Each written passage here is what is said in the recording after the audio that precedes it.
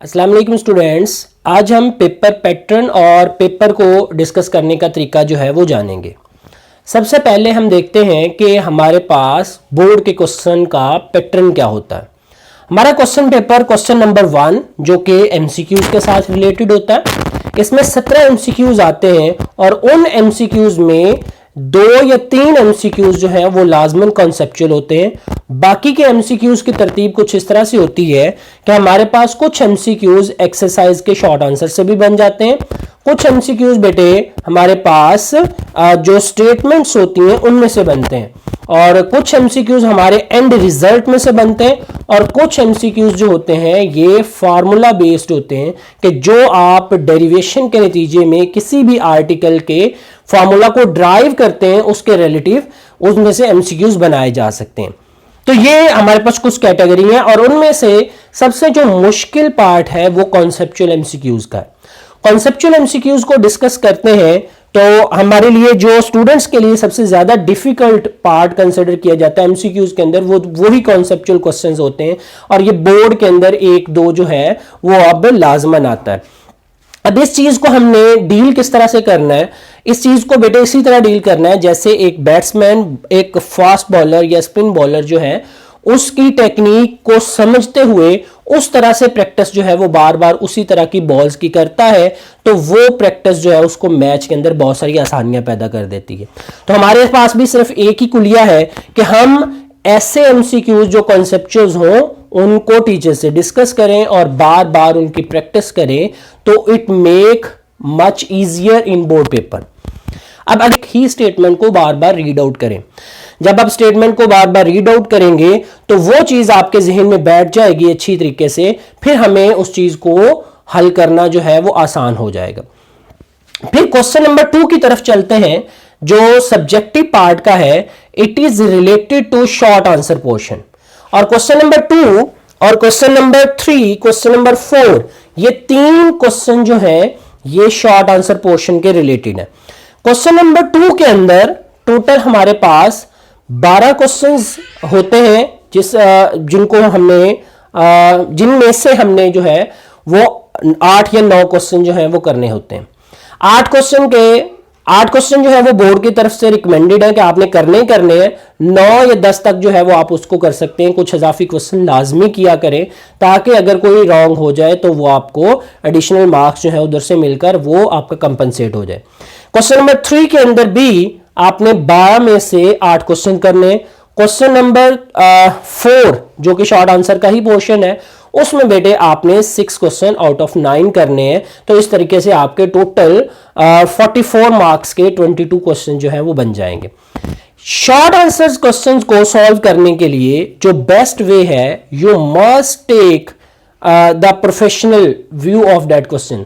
आपकी writing skill जो है वो बहुत ज्यादा मैटर करती हैं, आपका प्रेजेंटेशन मेथड बहुत ज्यादा जो है वो मैटर करता है। जब तक आप इन चीजों के ऊपर फोकस नहीं करते you can not get a better result. Short question जो आपको स्क्रीन के ऊपर इसको अब हमने अटेम्प्ट करने का मेथड जो है वो देखना है कि प्रॉपर मेथड क्या है। इसमें हमारे पास शॉर्ट आंसर है चैप्टर नंबर 9 की एक्सरसाइज का, कि हमें पूछा गया है कि रेड और ब्लू फिल्टर से हमने एक एक स्लिट को फिल कर दिया इन यंग डबल स्लिट एक्सपेरिमेंट, तो क्या हमें पैटर्न जो है वो ऑब्जर्व होगा। तो फर्स्ट ऑफ ऑल स्टूडेंट्स हमें बताना होता है इसमें 1 लाइनर के अंदर कि क्या पैटर्न येस और नो के अंदर अपीयर होगा या नहीं होगा। तो हम इसका आंसर जो है वो नो में लिखते हैं और उसको बताते हैं कि पैटर्न जो है वो ऑब्जर्व नहीं होगा। फिर हम इसके नीचे इसकी रीज़न और एक्सप्लेनेशन जो है उसको बता देते हैं, और जैसे ही क्वेश्चन एंड होता है तो हम एक लाइन के साथ इसको स्प्लिट कर देते हैं अगले क्वेश्चन से। ये था हमारे पास क्वेश्चन अटैम्प्ट करने का एक मेथड कि इस तरीके से हम क्वेश्चन को अटैम्प्ट कर सकते हैं। अब बात आती है कि क्या सारे क्वेश्चंस ऐसे करने हैं। तो स्टूडेंट्स हमने सारे क्वेश्चंस इस तरह से अटैम्प्ट नहीं करने। कुछ क्वेश्चंस होते हैं कि जिनके अंदर 1 लाइनर बनता ही नहीं है, जैसे कि कॉन्सेप्चुअल क्वेश्चन पूछा गया है कि कोहेरेंट सोर्स क्या होता है और उस सोर्स को बनाने का तरीकाकार क्या है। तो हमें कोहेरेंट सोर्स को बनाने का तरीकाकार जो है वो ऑब्जर्व करना है, तो उसमें 1 लाइनर बताने की ज़रूरत ही नहीं है। तो आप पहले कोहेरेंट सोर्स के बारे में बताएं और फिर आप उसके पैटर्न के बारे में बता दें कि किस तरह से आप उसको अचीव करेंगे। इसी तरह स्टूडेंट्स हमारे पास तीसरी तरह के जो शॉर्ट आंसर्स बोर्ड एग्जाम में आते हैं that is related to some numerical parts. तो हमने न्यूमेरिकल पार्ट वाले जो शॉर्ट आंसर्स हैं उनको किस तरह से करना है बेटे, उनको हल करने का बेस्ट तरीका ये है कि आप उसमें डाटा लिखें जिस तरह से हम न्यूमेरिकल सॉल्व करते हैं, और फिर आप उस डाटा को अरेंज करके सोचें कौन सा फार्मूला लगना है और फिर फार्मूले में वैल्यूज़ को पुट करके अपना आंसर निकाल लें। आंसर को विद लॉजिक विद रीज़न आपने एक्सप्लेन करना है। अगर कोई एक्सप्लेनेशन टाइप है मीन्स टू से कि अगर आंसर नेगेटिव वगैरह किसी का आ जाता है और अगर उसमें यूनिट लगता है तो वो भी लगाएं और प्रॉपर इसकी जो है वो मेंटेनेंस करके आंसर को हाईलाइट करें। तरतीब जो है वो आप फॉलो करेंगे। अब आ जाते हैं लॉन्ग क्वेश्चन के ऊपर। लॉन्ग क्वेश्चन 24 मार्क्स जो है वो कैरी करता है टोटल पेपर का। अब लॉन्ग क्वेश्चन के अंदर टोटल 5 क्वेश्चंस हैं, question number 5, question number 6, question number 7, question number 8 और क्वेश्चन नंबर 9। इन 5 क्वेश्चंस में से आपने कोई से 3 क्वेश्चन जो है वो अटेम्प्ट करने होते हैं and each question carry 8 marks और हर क्वेश्चन के 2 पार्ट्स होते हैं, एक थ्योरेटिकल पार्ट है और एक आपका न्यूमेरिकल पार्ट है। थ्योरेटिकल पार्ट के अंदर आपने थ्योरी का लॉन्ग क्वेश्चन जो है वो अटेम्प्ट करना है। अब उस थ्योरी के हमारे पास आते हैं और हम उन लॉन्ग क्वेश्चंस को किस तरह से सॉल्व करेंगे। फर्स्ट ऑफ ऑल हम एक लॉन्ग क्वेश्चन को लेते हैं कि जैसे आपको right a note on Bernoulli equation जो है वो लॉन्ग क्वेश्चन आ जाता है, तो फर्स्ट ऑफ ऑल आप इसमें बर्नौली इक्वेशन की डेफिनेशन लिखेंगे और फिर आप उसको सॉल्व करते रहेंगे जिस तरह से हम नॉर्मल रूटीन में कोई भी लॉन्ग क्वेश्चन जो है वो सॉल्व करते हैं, यानी उसकी डायग्राम बनाएंगे, डेरिवेशन करेंगे। ऐसे लॉन्ग क्वेश्चंस हम कहते हैं कि ये डेरिवेशन टाइप लॉन्ग क्वेश्चन जो है वो होते हैं और जैसे ये क्वेश्चन हमारा एंड होता है तो हम वो डेफिनेशन प्रूव कर चुके होते हैं जो हमने स्टार्ट में बोली होती है।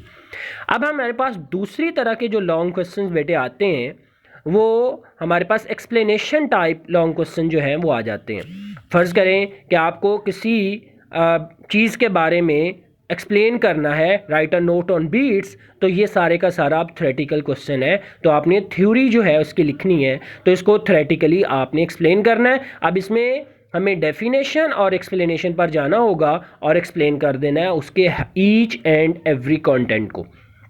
फिर हमारे पास तीसरी तरह के जो लॉन्ग क्वेश्चंस आते हैं that is related to some device, जैसे इंटरफेरोमीटर के ऊपर नोट करें। अब इंटरफेरोमीटर के बारे में आप लिखेंगे, फिर आप उसका प्रिंसिपल ऑफ वर्किंग लिखेंगे बेटे, वर्किंग, फिर आप डायग्राम और एंड पे उसके यूजेस वगैरह जो हैं वो लिख देंगे। तो हमारे पास बोर्ड के अंदर 3 टाइप के लॉन्ग क्वेश्चन जो हैं वो आते हैं जो पॉसिबल है कि हमारे पास कोई डेरिवेशन टाइप लॉन्ग क्वेश्चन आ सकता है, या हमारे पास एक्सप्लेनेशन टाइप लॉन्ग क्वेश्चन यानी थ्योरेटिकल लॉन्ग क्वेश्चन आ सकता है, या किसी डिवाइस के रिलेटेड जो है वो लॉन्ग क्वेश्चन पूछा जा सकता है। तो हमें हर लॉन्ग क्वेश्चन को उसके कंटेंट के अकॉर्डिंग जो है वो अच्छे तरीके से लिखना होता है। अगर हम उसका कंटेंट यानी उसके अंदर वो तमाम तर बातें जो हमने पढ़ी हैं वो नहीं लिख पाएंगे तो बेटे हम उस लॉन्ग क्वेश्चन में पूरे नंबर हासिल नहीं कर पाएंगे। तो राइटिंग स्टाइल बहुत ज़्यादा इंपॉर्टेंट है, आपका कंटेंट बहुत ज़्यादा इंपॉर्टेंट है, और सबसे इंपॉर्टेंट बात कि आपकी कंटेंट की अरेंजमेंट, यानी आपने पॉइंट पहले कौन सा लिखना है और बाद में कौन सा लिखना है। याद रखिएगा स्टूडेंट्स कि आप ऐसे समझें कि जब आप लॉन्ग क्वेश्चंस को लिख रहे हैं तो आप एक्चुअली में बच्चों आप एग्जामिनर को क्वेश्चन समझा रहे हैं। तो जितनी बेहतर एक्सप्लेनेशन आप कर पाएंगे उतने बेटर रिजल्ट जो हैं वो आप गेन कर पाएंगे।